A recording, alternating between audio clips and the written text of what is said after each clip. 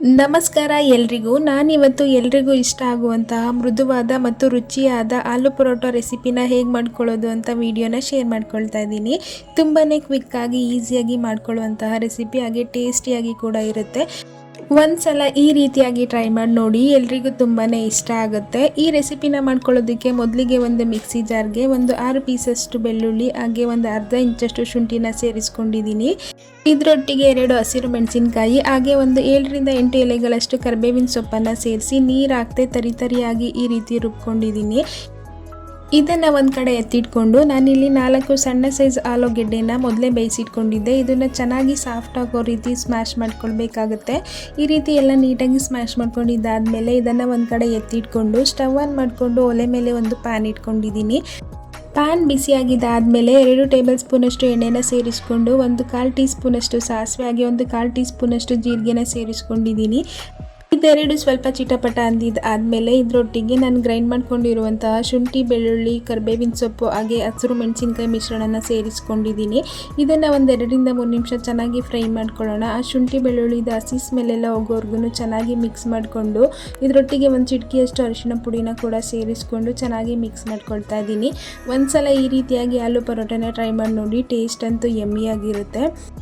ಇದೆಲ್ಲನೂ ಚೆನ್ನಾಗಿ ಮಿಕ್ಸ್ ಮಾಡ್ಕೊಂಡಿದ್ದಾದಮೇಲೆ ಇದರೊಟ್ಟಿಗೆ ಮೊದಲೇ ಬೇಯಿಸ್ಕೊಂಡು ಸ್ಮ್ಯಾಶ್ ಮಾಡಿ ಇಟ್ಕೊಂಡಿರುವಂತಹ ಆಲೂಗಡ್ಡೆನ ಸೇರಿಸ್ಕೊಂಡು ಚೆನ್ನಾಗಿ ಮಿಕ್ಸ್ ಮಾಡ್ಕೊಳ್ಳೋಣ. ಹಾಗೆಯೇ ಇದ್ರ ಜೊತೆಗೆ ಸಣ್ಣದಾಗಿ ಕಟ್ ಮಾಡ್ಕೊಂಡಿರುವಂತಹ ಕೊತ್ತಂಬರಿ ಸೊಪ್ಪು, ಹಾಗೆ ರುಚಿಗೆ ತಕ್ಕಷ್ಟು ಉಪ್ಪನ್ನು ಕೂಡ ಸೇರಿಸ್ಕೊಳ್ತಾ ಇದ್ದೀನಿ.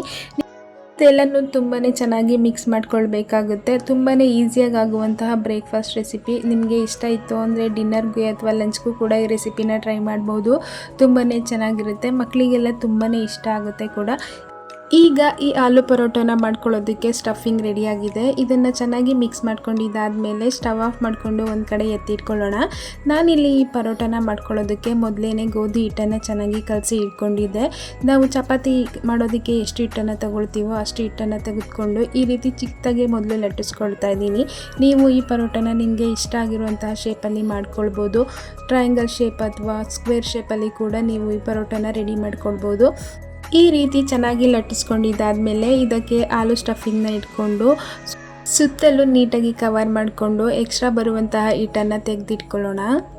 ಯಾರಾದರೂ ಹೊಸದಾಗಿ ನಮ್ಮ ವಿಡಿಯೋನ ನೋಡ್ತಾ ಇದ್ದರೆ ನಮ್ಮ ಚಾನಲ್ನ ಸಬ್ಸ್ಕ್ರೈಬ್ ಮಾಡಿಕೊಂಡು ಸಪೋರ್ಟ್ ಮಾಡೋದನ್ನು ಮರಿಬೇಡಿ.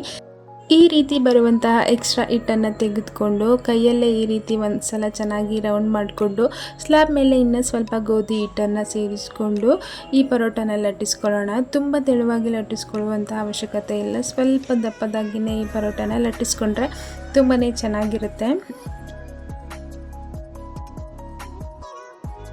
ಈ ರೀತಿ ಚೆನ್ನಾಗಿ ಲಟ್ಟಿಸ್ಕೊಂಡಿದ್ದಾದಮೇಲೆ ಒಲೆ ಮೇಲೆ ತವನ ಇಟ್ಕೊಂಡು ತವ ಬಿಸಿಯಾಗಿದ್ದಾದಮೇಲೆ ನಾವು ಲಟ್ಟಿಸ್ಕೊಂಡಿರುವಂತಹ ಪರೋಟನ ಸೇರಿಸ್ಕೊಂಡು ಇದರ ಮೇಲೆ ತುಪ್ಪ ಅಥವಾ ಎಣ್ಣೆ ನಿಮಗೆ ಯಾವುದು ಇಷ್ಟನೋ ಅದನ್ನು ಈ ರೀತಿ ಚೆನ್ನಾಗಿ ಸ್ಪ್ರೆಡ್ ಮಾಡ್ಕೊಳ್ಬೇಕಾಗುತ್ತೆ. ಈ ರೀತಿ ಚೆನ್ನಾಗಿ ಸ್ಪ್ರೆಡ್ ಮಾಡಿಕೊಂಡು 2 ಕಡೆ ಸ್ವಲ್ಪ ಲೈಟ್ ಬ್ರೌನ್ ಆಗೋವರೆಗೂ ಚೆನ್ನಾಗಿ ಕುಕ್ ಮಾಡ್ಕೊಳ್ಬೇಕಾಗುತ್ತೆ. ನೀವು ನೋಡ್ತಾ ಇರ್ಬೋದು ಪರೋಟ ಎಷ್ಟು ಚೆನ್ನಾಗಿ ಕುಕ್ ಆಗ್ತಾ ಇದೆ ಅಂತ. ಇಷ್ಟೊಂದು ಸುಲಭವಾಗಿ ಕ್ವಿಕ್ಕಾಗಿ ಈ ರೆಸಿಪಿನ ಮಾಡ್ಕೊಳ್ಬೋದು. ನೀವು ಒಂದ್ಸಲ ಈ ರೆಸಿಪಿನ ಮಿಸ್ ಮಾಡದೆ ಟ್ರೈ ಮಾಡಿ ನೋಡಿ. ನೋಡ್ತಾ ಆಲೂ ಪರೋಟ ರೆಸಿಪಿ ರೆಡಿಯಾಗಿ ಹೋಯಿತು. ಈಗ ಇದನ್ನು ಒಂದು ಪ್ಲೇಟಲ್ಲಿ ಎತ್ತಿಟ್ಕೊಳ್ಳೋಣ.